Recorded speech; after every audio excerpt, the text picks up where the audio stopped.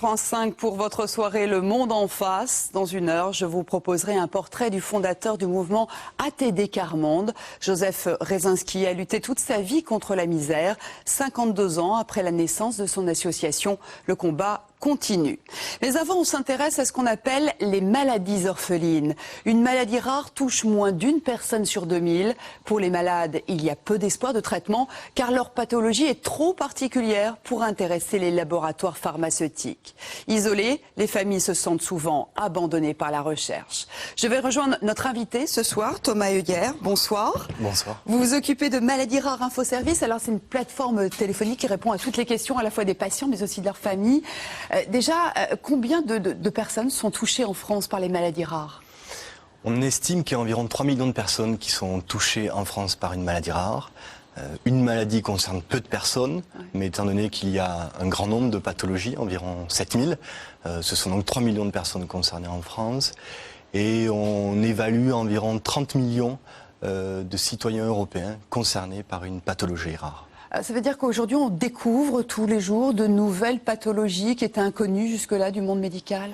Oui, ce sont environ 5 nouvelles pathologies qui sont identifiées chaque semaine dans le monde. Bien, on va en parler tout au long de cette soirée, de votre rôle aussi auprès des patients et des familles.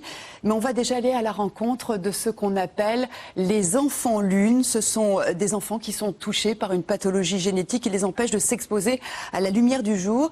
Ils sont 6000 dans le monde. Crème, masque, filtre, vie nocturne. Ils tentent de vivre le plus normalement possible. Les enfants de la Lune, c'est un documentaire signé Feriel Ben Mahmoud et Nicolas Daniel.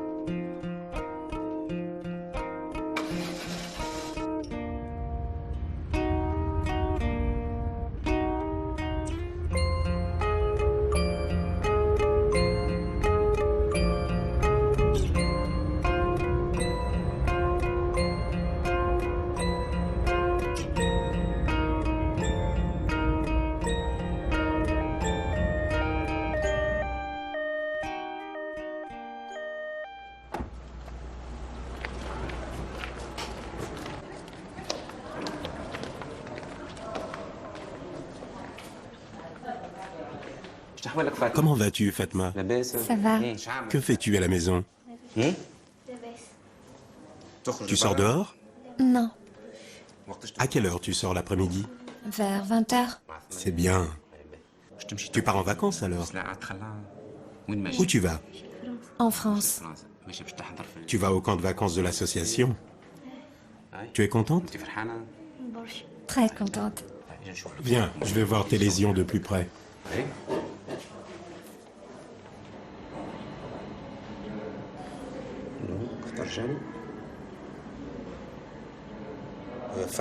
Tu vois, Fatma, ce que tu as sur le nez, les joues, sur l'œil. À ton retour, il faudra les retirer. Il ne faut pas les laisser grossir. On pourra le faire aussi en 2 interventions. Oui, je ne dois pas les garder. C'est bien.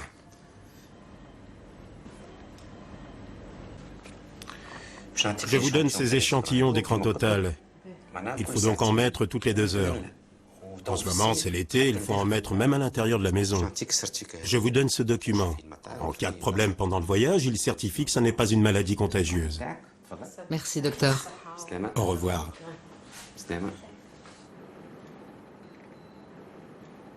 Le xérodermapigmentosome est une maladie héréditaire. Et ce sont des malades qui sont sensibles aux ultraviolets. Ce sont des malades qui n'arrivent pas à réparer les lésions UV induites. La fréquence de cette pathologie est élevée dans les pays du Maghreb. Pourquoi? C'est parce que, vu le taux de consanguinité. Le taux de consanguinité, par exemple, en Tunisie, est variable entre 16 et 33%. Et là où le taux est très élevé, on voit plus de malades. Donc si on ne le protège pas, toutes ces macules, toutes ces petites lésions, ils vont évoluer vers des cancers et parfois vers des états dramatiques.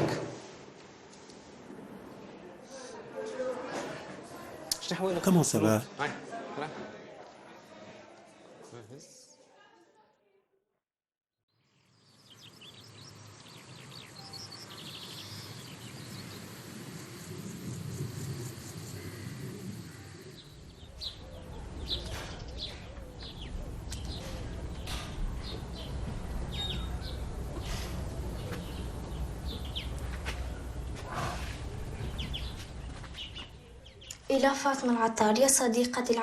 À Fatma Attar, mon amie chérie, je t'aime beaucoup et te souhaite de réussir dans la vie. Tu es ma meilleure amie.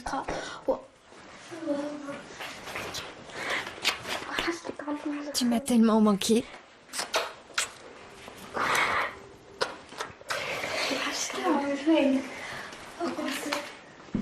Je pensais à toi. Il fallait que je passe te voir. Je m'ennuie toute seule et toi? Moi aussi, je m'ennuie. Notre professeur Hichem m'a demandé si tu t'absentes toujours à chaque fin d'année. Qu'avez-vous répondu? On a dit que tu étais malade. Fatma, c'est quoi toutes ces affaires sur le lit? Je ne t'ai pas dit? Je pars en France. Viens voir. J'ai pris mes maillots si jamais on va à la mer. Tiens, un peu de parfum. Ça sent bon. Tu vis toujours la nuit? Oui, je ne dors pas. Moi non plus, je n'ai jamais sommeil.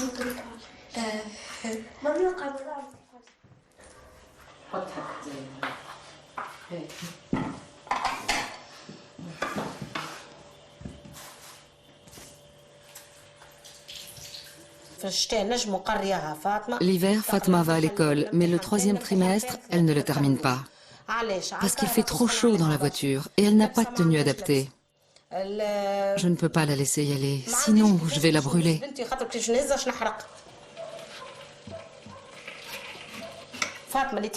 Fatma a tout ce qu'elle veut, je le lui achète ou je le lui fais.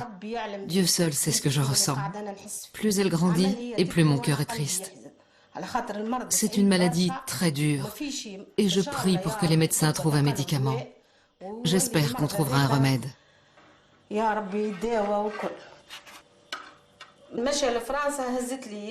Le départ en France, ça m'a beaucoup remonté le moral.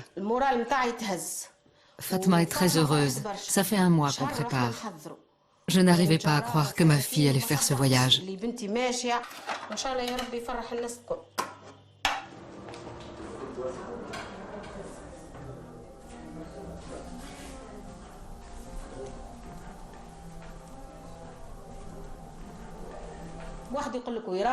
Certains disent que c'est héréditaire, d'autres que non, certains que ça vient de Dieu, d'autres qu'après 20 000 enfants, il y a un cas. C'est pas clair. On ne sait pas bien encore. Je ne sais pas.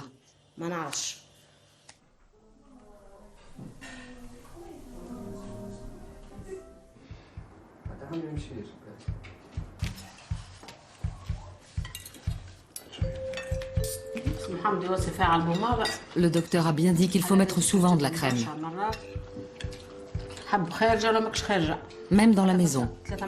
Toutes les 3 heures. Toutes les 2 heures.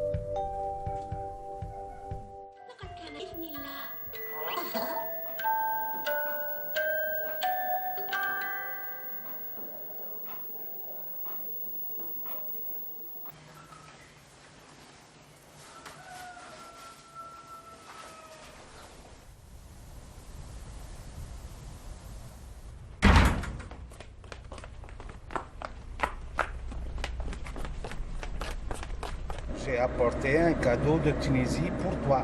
Papa vous passe le bonjour. Le bonjour et vous remercie infiniment.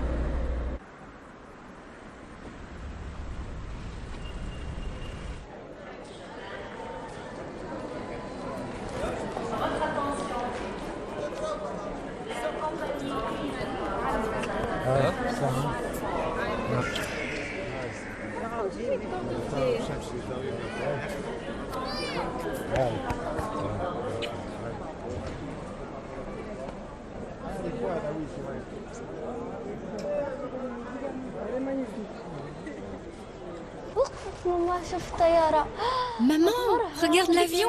Il est grand. Je n'arrive pas à croire que je vais monter dedans. Et c'est la première fois. Oui, la première fois que je vais monter à l'intérieur. On va décoller.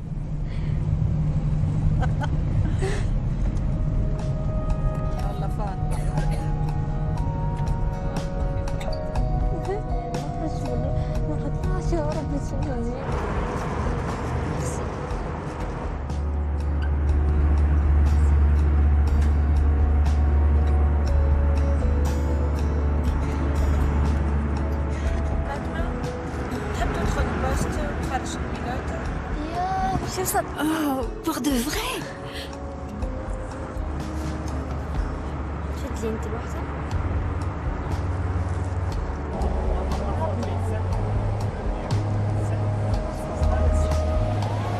قد عمرك انت يا فاطمه؟ 12 ans. قد 12 ans. 12 ans. يعطيك الصحة عشتي.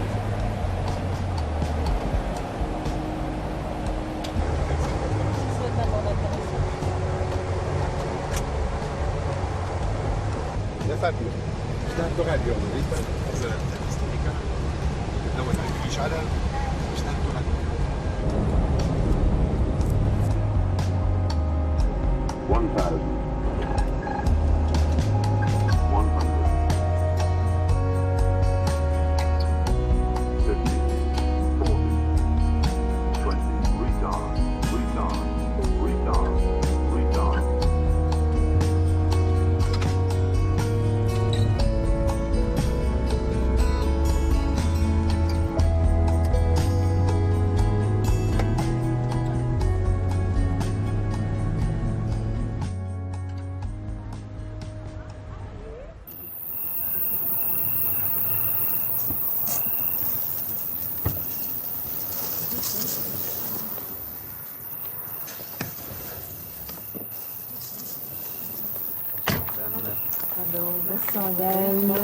Vous avez fait bon voyage. Merci. Bonsoir. Bon voyage. Merci. Alors Fatma, bonjour. Bonjour. C'était bien l'avion? Oui. Oui, je crois On que va vous êtes rentrer. fatigué. On va aller s'approcher de la chambre. Et J'ai apporté un cadeau pour vous de Tunisie et papa vous passez le bonjour et vous remercie infiniment pour votre hospitalité et merci Madame Françoise. Oh, je te remercie beaucoup. Que c'est gentil. Merci. J'espère que tu vas passer une bonne semaine. Gâteau. Pour moi? Ouais. Ah, comment vous saviez que j'aimais les gâteaux? Ouais. Belle journée et ça va être une belle semaine. ما تنساوش منا الذاكرة حاجة خالقة لخاطرك. Je comprends pas ce que vous dites, mais je suis sûre que c'est... فرحت برشا كي ضيفتني وجبتني بحذاك وحسبت بنتي وكل فرحت برشا برشا. Merci beaucoup Madame Françoise Pour Françoise et tout beau. pour votre invitation. Ouais, je suis très contente de vous revoir. Merci.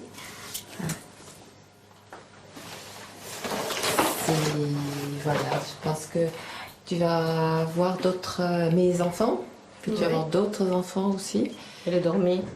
Alors là, pour le moment, ils dorment, mais vous allez les voir demain matin. Et puis, j'espère que tous ensemble, hein, vous allez être très heureux et avoir la force après de vous battre contre cette terrible maladie. Merci. Non, Faut pas me remercier. On est toutes les deux, maman. Ah ouais. Ouais. Voilà. J'ai compris, moi je ne parle pas en français. Voilà. J'ai compris un peu. Mais je Très ne bien. parle pas français beaucoup maintenant. Et moi, je parle pas arabe du tout. Voilà. Vous êtes fatigué là, je vais peut-être vous laisser. Ouais, et on va se voir demain matin.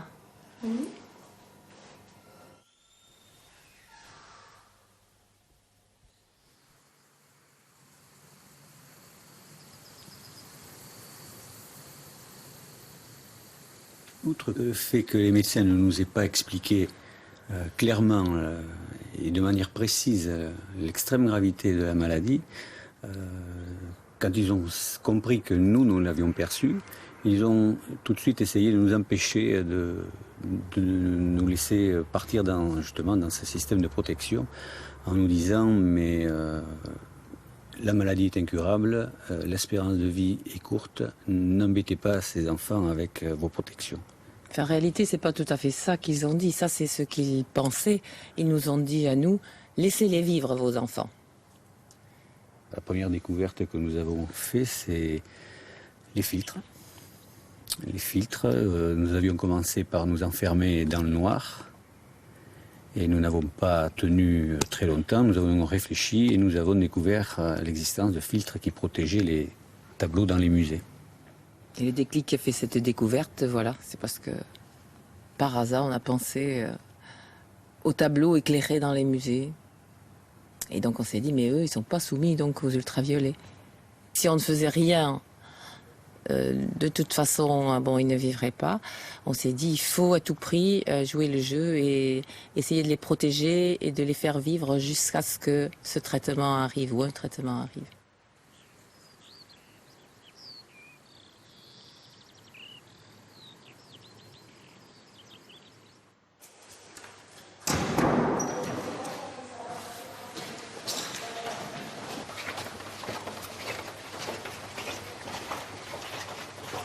Nadia, qui viennent d'Alger.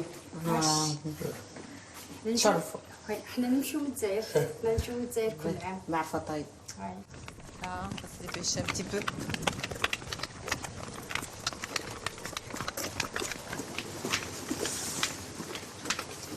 Voilà. Bonjour. Bonjour. Rentrez vite. Merci. Voilà, on est presque arrivé. Voilà. Donc, voilà. Entrez. On va peut-être pouvoir enlever le masque maintenant. Hein? Parce qu'ici, tout est protégé. Même les néons. Ça va? Tiens. Fatma Cheikh, ça va, la jet. Alhamdulillah, merci beaucoup, madame. Non, mais ne me remerciez pas. Hein? Le but, c'est de se rencontrer et puis de travailler ensemble. Hein? Hein? Voilà, on va aller prendre le petit déjeuner. Hein? Pourquoi pas comme ça? Je vais vous présenter mes... Tu veux que je te présente mes fils? Hein? Viens voir mes fils. Voilà. Thomas et Vincent, je vous présente Fatma, qui est arrivée cette nuit pendant que vous dormiez. Bonjour. Inès.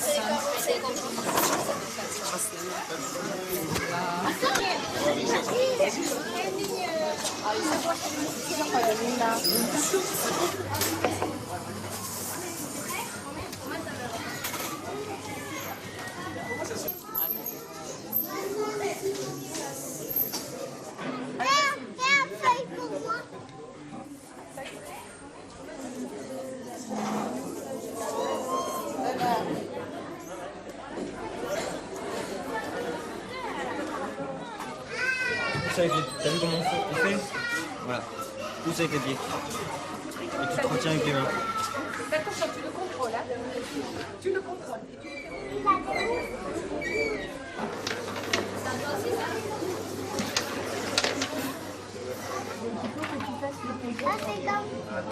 On monte, on va se faire une petite réunion. On va laisser nos enfants travailler là. On monte.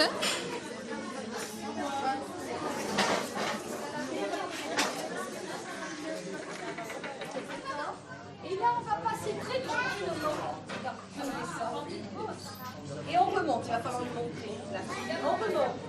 Et on inspire. Et on repart. Et là, on chauffe. Allez.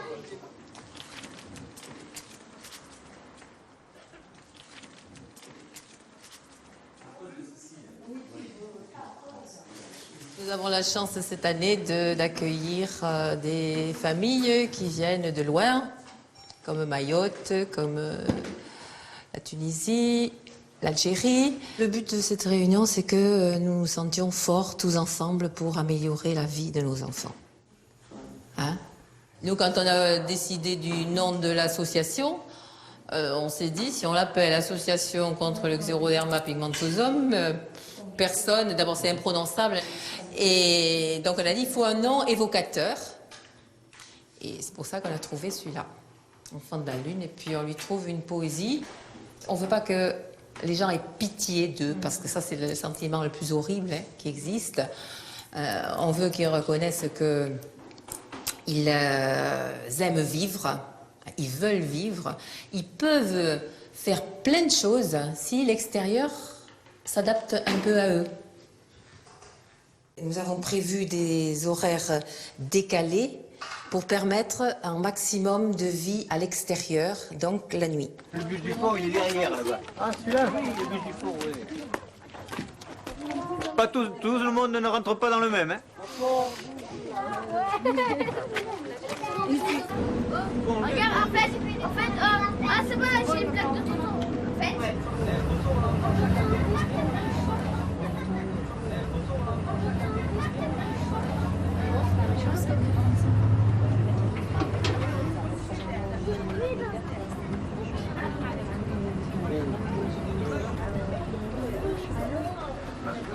C'est pas beau la baie là?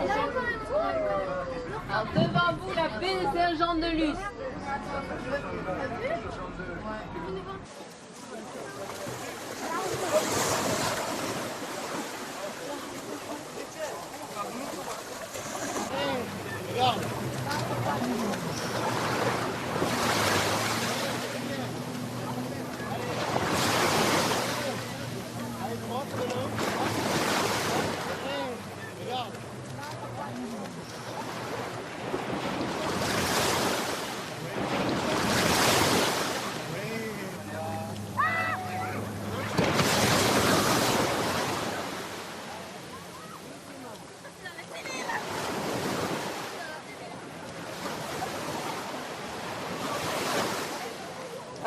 C'est la première fois que je vois ma fille aussi heureuse.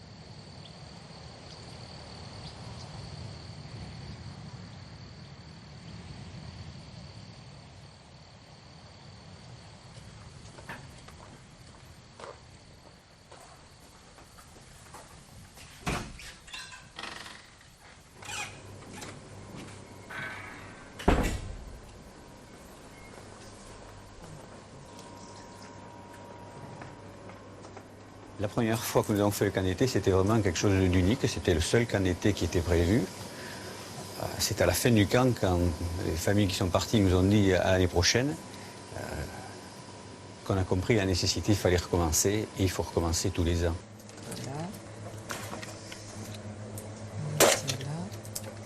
Tout compris, enfants et parents animateurs, on est 68. C'est beaucoup de travail parce que c'est sur nous que repose toute l'organisation. Maintenant, on est quand même récompensé par le bonheur qui se lit dans les visages des enfants et des parents.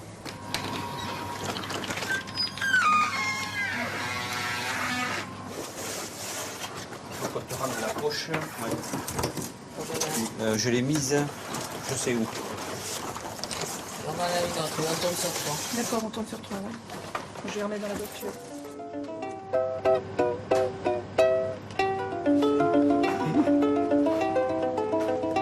T'as pas le droit de t'arrêter.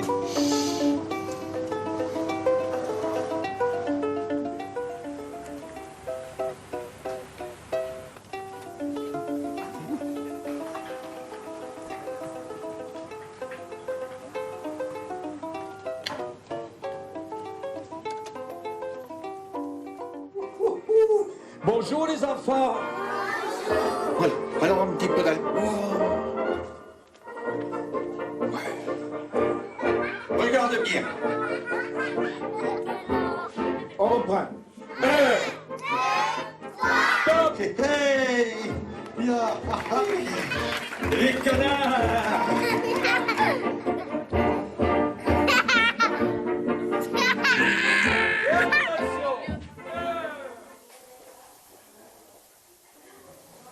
Donc on va se faire une petite séance tous les deux, de prise de vue.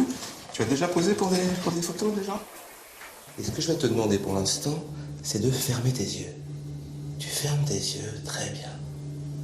Ok, maintenant je suis prêt et nous allons y aller. J'éteins la lumière. Hop. Tu gardes tes yeux fermés et que tu te replonges dans le plus beau rêve que tu aies jamais fait.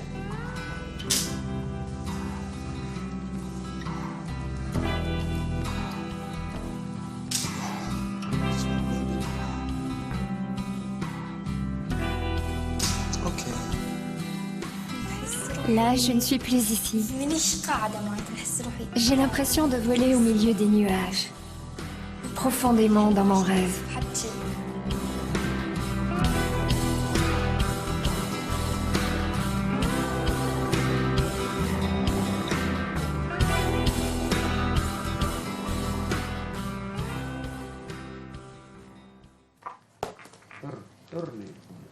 Ah, ça va. Ouais, tu veux tirer la Tunisie? Chasseur de Le Maghreb. J'ai rencontré les Séris la toute première fois, je ne sais plus quelle année, mais en tout cas, j'étais l'un des premiers ici. Et après, 2001. Mon pote, monsieur Tata. Et voilà, depuis, on se voit tous les étés presque. Moi, j'ai découvert des gens que je connais pas et j'ai fait échanger des idées avec eux. Vas-y, je prends cela. À qui celle-là? C'est le rendez-vous des enfants, mais en même temps, les parents. Les familles, bien sûr. Garde ta tête. Pousse-la. Bismillah, ya Rabbi. Bon. Ça va? Ça remonte à 2001, j'ai découvert la maladie de ma fille. On l'a découvert après des tumeurs qu'elle avait eues à l'œil, c'était des boutons. Il y avait une fille qui était très atteinte à l'hôpital de cette maladie et qui était là-bas en même temps, donc ça a fait un choc, un grand choc psychologique. Ouais. Non, c'est moi. T'as envie de tout plaquer parce que tu te dis c'est pas possible. Pas ça, tout, mais pas ça. Mais après, par la suite, ben voilà, hein, on a fait avec, on a pris l'habitude de vivre avec, on a fait en sorte de vivre avec. Elle vit comme tout le monde, hein. Elle va à la patinoire, elle va au bowling, elle va à la piscine, elle fait tout. C'est toujours non. Oh là. J'ai découvert Walid, il est malade à l'âge de entre 2 ans et demi, 3 ans, je me rappelle pas bien. C'était en Algérie. On lui a pris à un dermatologue, c'était dans l'est de l'Algérie. Directement, il nous a dit que votre enfant, c'est un enfant condamné directement, il ne peut pas sortir la journée. Il faut le protéger. Mais là, en Algérie, il y a Ça manque de moyens de protection, des crèmes, des filtres et tout. C'est pour ça que Walid a été défiguré. C'est trop lourd et c'est trop dur, surtout pour ces enfants-là. Il sort que la nuit. Il vit que la nuit. J'ai mon enfant Walid, comme je l'ai surnommé. Walid, tu es le chauve-souris des êtres humains. Carrément. Ici en France, il est scolarisé. Son dernier bulletin de ce fin juin-là, il est sorti parmi les 3 premiers de la classe. Malgré que c'est un enfant qui n'a jamais été scolarisé, je suis vraiment fier de lui. Je suis avec Walid jusqu'à la fin de mes jours.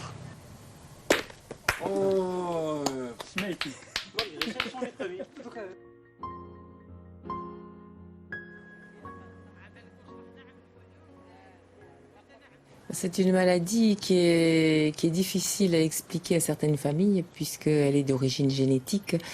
Et par l'exemple de Thomas et Vincent, ils se rendent compte que d'une part, la protection a un effet est efficace et arrête l'évolution de la maladie. On ne sait pas jusqu'à quand, mais enfin, le fait est là. Puisque Thomas et Vincent n'ont plus de cancer depuis maintenant 13 ans. Et donc petit à petit, ils sont convaincus qu'il y a une possibilité de vivre protégé, mais de vivre quand même une vie épanouissante. Il y a plusieurs années que nous nous battons pour que dans les pays du Maghreb, justement, notamment ceux-là, puisque ce sont ceux où il y a le plus de malades, montent des associations comme la nôtre. Nous accueillons quelques malades. Ce n'est pas dans le but de les accueillir tous, ces familles-là, ce que l'on peut faire ici, et qu'ils essaient de le reproduire ailleurs.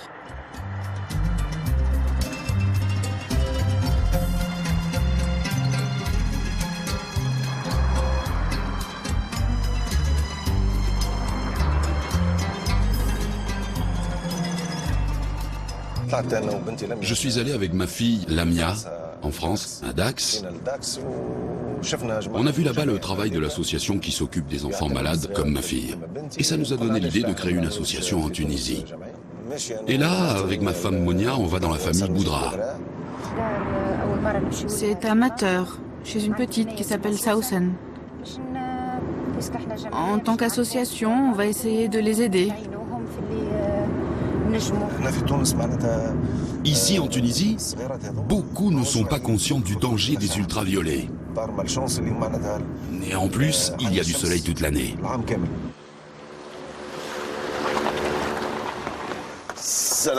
Bonjour Abdelmajid. Bonjour.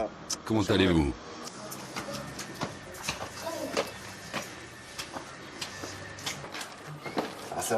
Bonjour madame, vous allez bien?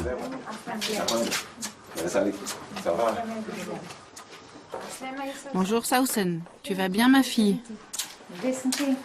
Ça va. Bonjour Sausen. Ça va.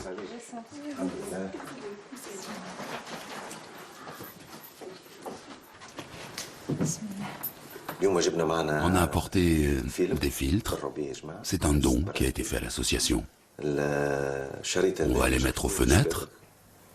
Et j'espère qu'on pourra le faire aussi à l'école. Ces filtres vont empêcher les rayons d'entrer. Sausen, qu'est-ce que tu veux faire plus tard? Pharmacienne. Ah, une pharmacie de nuit alors. Et toi Zaineb? Moi, ingénieur. Ah, dans l'agriculture? Oui. Voici le rouleau.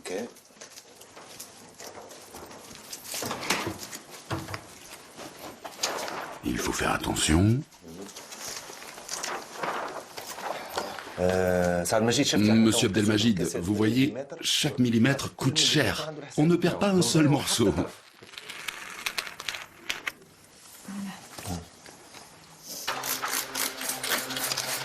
On a enlevé le scotch. On a mouillé la vitre.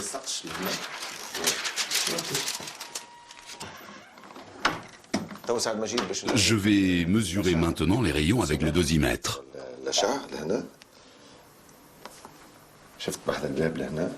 Ici, il y a des rayons. 3. On ferme la porte. Sausen, tu viens voir maintenant qu'il n'y a plus d'UV avec le filtre. Voilà. 0. 0. Tu ne te diras plus, il y a des rayons ici, alors je peux pas rester. Non, tu peux vivre normalement à l'intérieur maintenant. Parce que ce n'est pas la lumière qui dérange. Ce sont les rayons ultraviolets.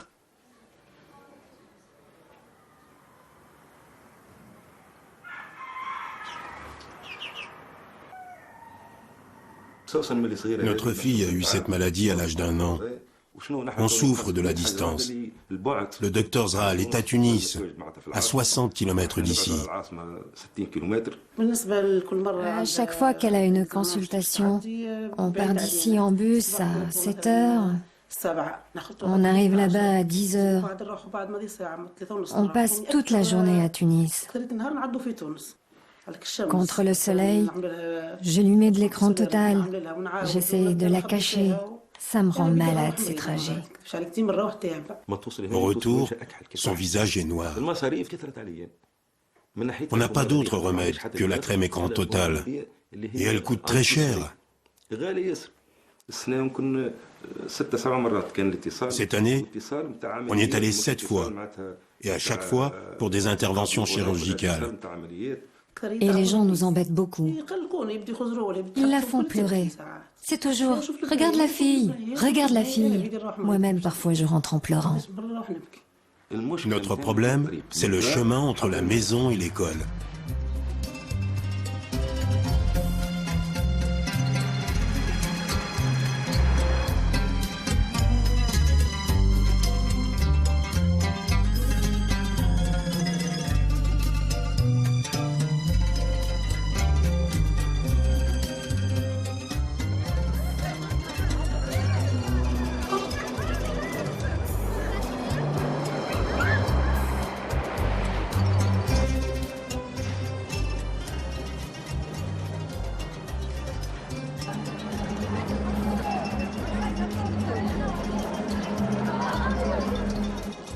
Je suis ici à cause du soleil. Je ne peux pas aller jouer avec les autres dehors. Je peux attendre ici 1 heure, 2 heures avant de retourner en classe.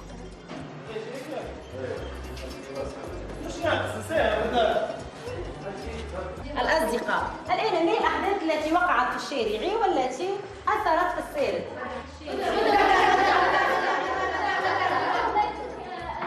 ترجع ابنها على اللعب في الشارع. لماذا؟ لماذا اتخذت ابنها مسافر إلى اللعب في الشارع؟ لأنها كانت تعرف أنه سيارة. محرومة من البحر. Elle est privée de plage, de parcs d'attractions où vont les enfants. On est isolé. Et les parcs ouverts la nuit, ils sont trop loin. Et même si j'arrive à y aller, comment je reviens ?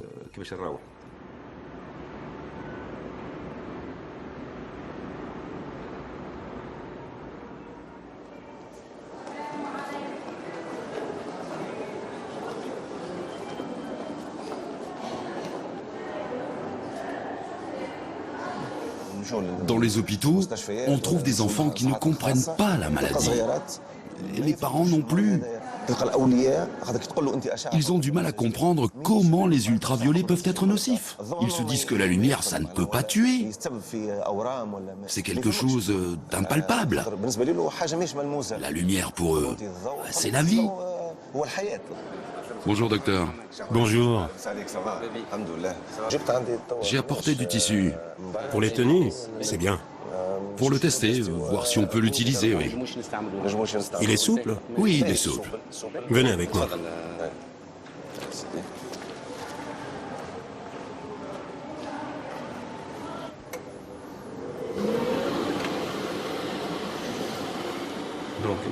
Vous voyez, on va mettre le tissu entre les ultraviolets et l'appareil.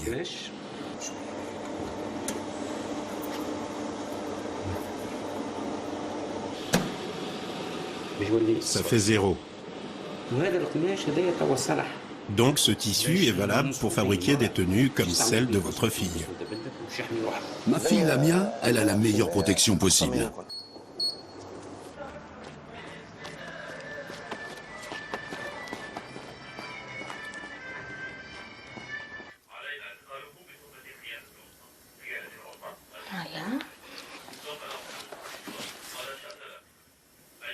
مشى الكونسيرفاتوار نعمل ميوزيك عندي توا 5 سنين.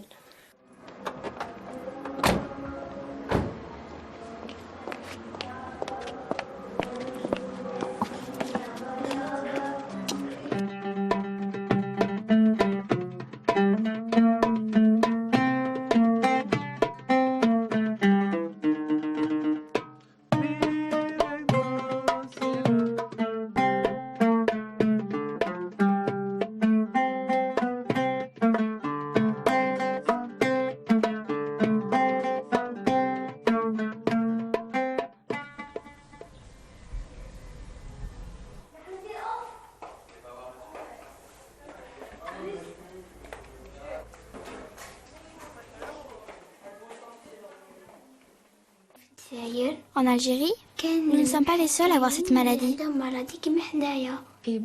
Là où je vis, il y en a 4 que je connais. Et dans toute la Tunisie, d'après mon médecin, il y a 900 malades, je crois. Le premier jour, à l'école, on vient te poser des questions sur ce que tu as. C'est pareil pour nous. C'est comme ça au début, et après, ils s'habituent. On leur explique la maladie. Oui, mais parfois je passe et j'entends « Regarde cette sale tête ». Bon, je fais comme s'il n'existait pas. Mais parfois, quand il y en a un qui m'énerve, je ne vais pas le frapper.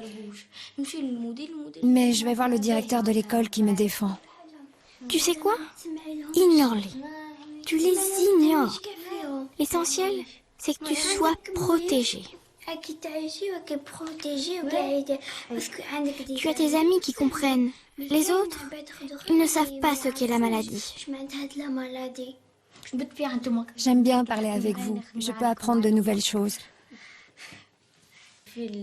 Dans mon école, la classe n'est pas protégée. Les rayons passent à travers les vitres des fenêtres. Dans notre classe, on a des rideaux et des filtres aux fenêtres qui empêchent les rayons d'entrer. Combien de fois vous êtes venu ici? Depuis qu'on est petite. À chaque fois que le camp est organisé, on nous envoie une invitation.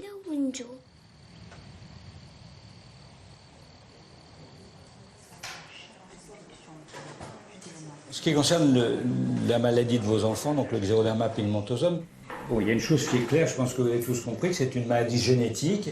On a fait une étude tout à fait récente avec tous les laboratoires européens qui travaillent sur ces maladies-là, et on a montré que la naissance était enfin, les XP, la fréquence, c'est 1 sur 1 million. D'accord? Donc si on se base sur des gens qui n'ont rien en commun entre eux, il faut 1 million de naissances pour avoir un xéroderma. Mais 1 sur 1 million, c'est très rare. Par contre, lorsqu'on est dans des mariages consanguins, ou dans des îles ou dans des villages qui sont assez refermés, eh bien là, la probabilité, c'est plus 1 sur 1 million, mais c'est 1 sur 1000 ou 1 sur 100. Donc c'est quelque chose qui va arriver très souvent. Donc faites bien attention à ça, que les risques sont de plus en plus importants lorsque les mariages se font entre des personnes qui sont proches les unes des autres. Et en fait, on connaît beaucoup de choses sur l'origine de la maladie et sur ce qui ne va pas dans les cellules des enfants, de vos enfants. Mais ce n'est pas parce qu'on a compris qu'on va être capable de les guérir, parce que c'est quelque chose de compliqué.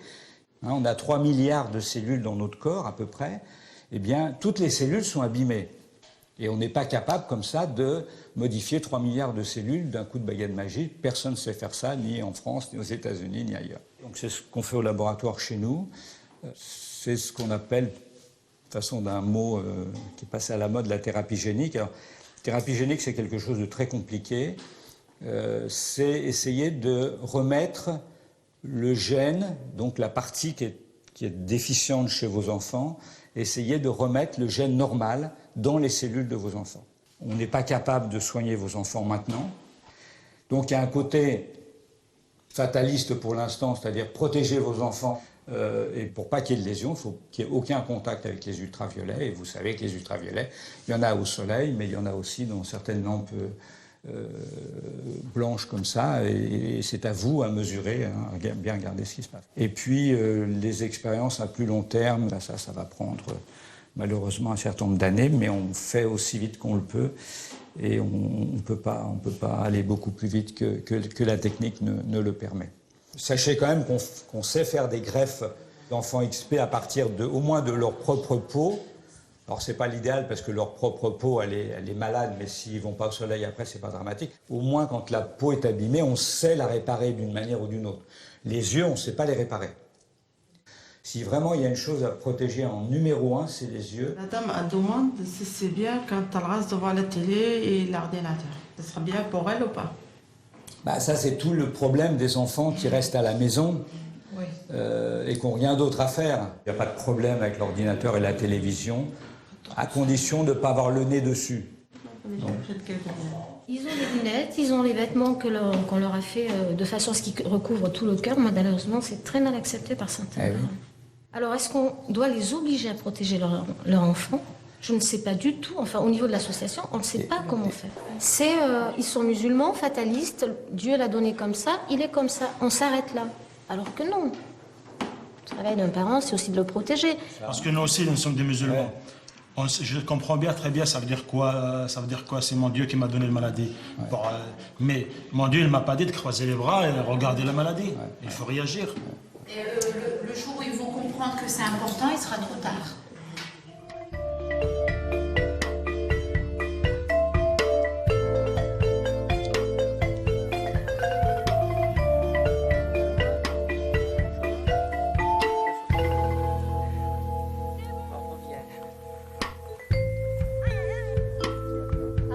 Mettez-vous bien en rond pour bien me voir. Approchez-vous parce que c'est important de venir écouter les conditions de sécurité. C'est parti.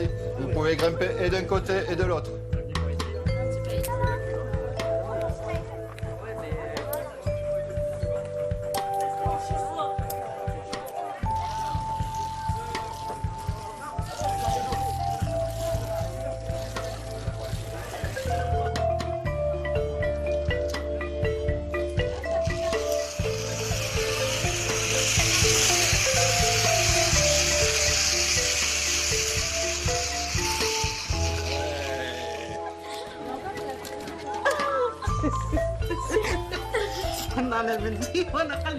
Mon cœur battait fort, fort, fort. Il y a tout ce que tu aimes ici.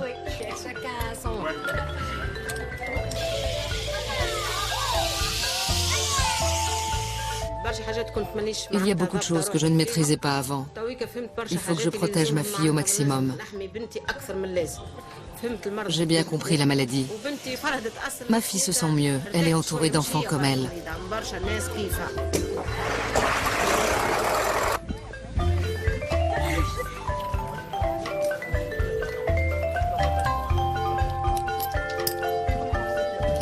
Arrêtez de bouger, là.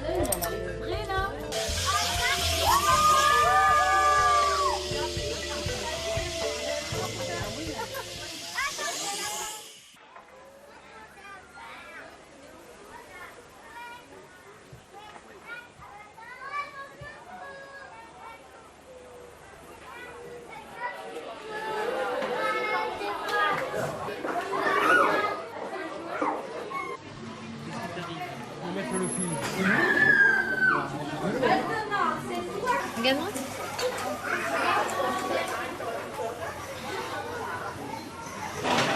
Ce masque est fait avec du bois de santal que l'on frotte sur une pierre spéciale, ce qui donne cette poudre, et on la mélange à de l'eau. Et ça fait partie du maquillage des Mahoraises. Et ça protège très bien du soleil. Alors pour Mariama, je préfère s'appliquer ça que de la crème solaire.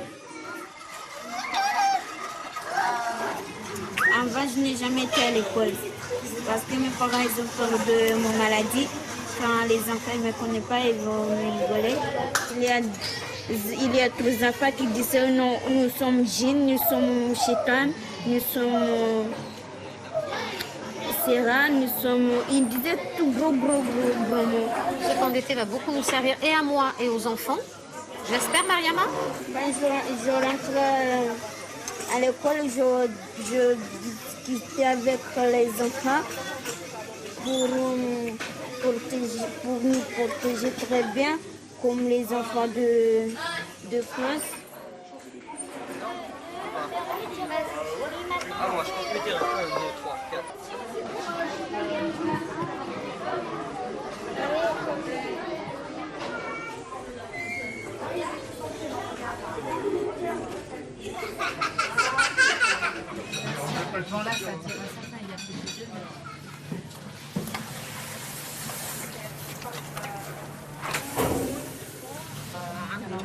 Je me suis fait des amis ici. Nadia, Najet. Tout le monde, hein? Tout le monde. Pratiquement tout le monde, hein? Ma sœur. On est bien ensemble. On prépare le couscous pour le dernier soir. Et demain, nous serons partis. Mes amis vont me manquer. Avec elles, j'ai oublié la maladie de Fatma.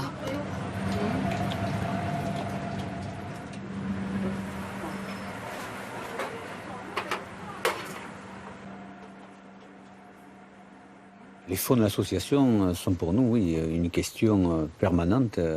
Jusqu'à quand aurons-nous des dons qui nous permettront de faire ce que l'on fait, de faire des camps d'été? C'est vrai, de protéger les enfants. Et de protéger des enfants. Sans espoir, on ne pourrait rien entreprendre. Hein. Tout serait fini. Évidemment, on ne se projette pas dans 10 ans ou dans 20 ans, même si on sait que la thérapie peut-être n'interviendra que dans ces délais-là. On fonctionne par, je dirais, micro-projets à court terme. Hein. Et ça nous permet d'avancer et on sait qu'au bout, il y a cette lumière-là, la thérapie.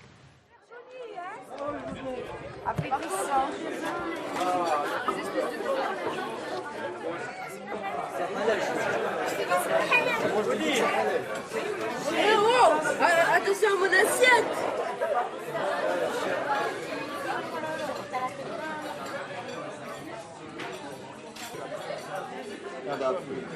Et maintenant, jusqu'à l'année prochaine, hein, j'espère bien qu'on se reverra l'année prochaine. Comme la fleur, quoi.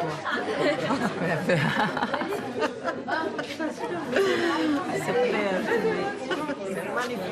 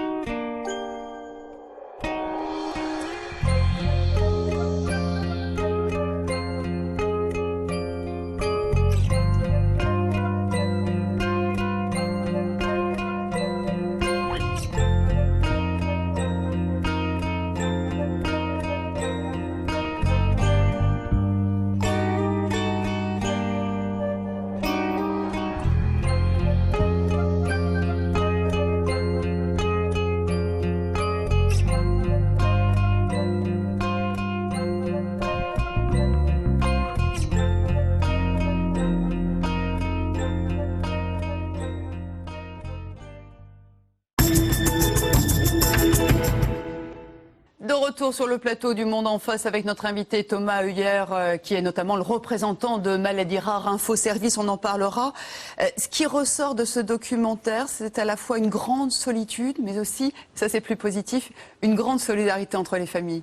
Oui, absolument, c'est ce qui est marquant hein, tout au long de ce documentaire. Moi, ce qui m'a frappé, ce sont d'abord les moments de joie et de bonheur de Fatma. quand ils sont dans la baie de Saint-Jean-de-Luz ou après la séance à Acrobranche, qu'elle retrouve sa maman, qu'elle lui saute dans les bras. L'association permet à ces enfants d'avoir des loisirs comme tous les autres enfants. Puis il y a un autre moment fort, c'est au début de la réunion des parents, quand François Séris dit le but de cette réunion, c'est que nous nous sentions plus forts pour améliorer la vie de nos enfants.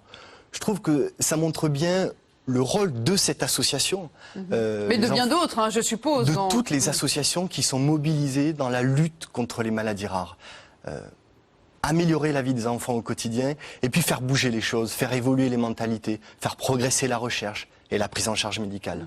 On dit que là, les enfants goûtent à une vie presque normale pendant cette semaine, c'est presque une parenthèse. Hein, mais le reste de l'année, c'est quoi? Dans les appels que vous recevez, vous, sur la plateforme téléphonique, c'est quoi? C'est des appels de détresse parfois? Oui, il y a des appels de détresse. Il y a des appels de détresse et notre rôle dans ce cas-là, c'est de soutenir les malades, mais également de soutenir leurs proches et les parents au premier chef.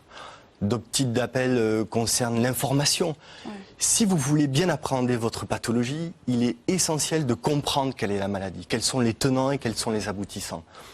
Donc, il s'agit pour nous de faire comprendre, de rendre accessible la connaissance médicale. Mais parfois la connaissance, elle manque sur ces maladies. On l'entendait dans le documentaire, l'errance du diagnostic, cette période où on ne sait pas très bien qui va pouvoir me donner des réponses. C'est ça qui est terrible dans ces maladies rares. Oui, c'est une problématique essentielle dans les maladies rares.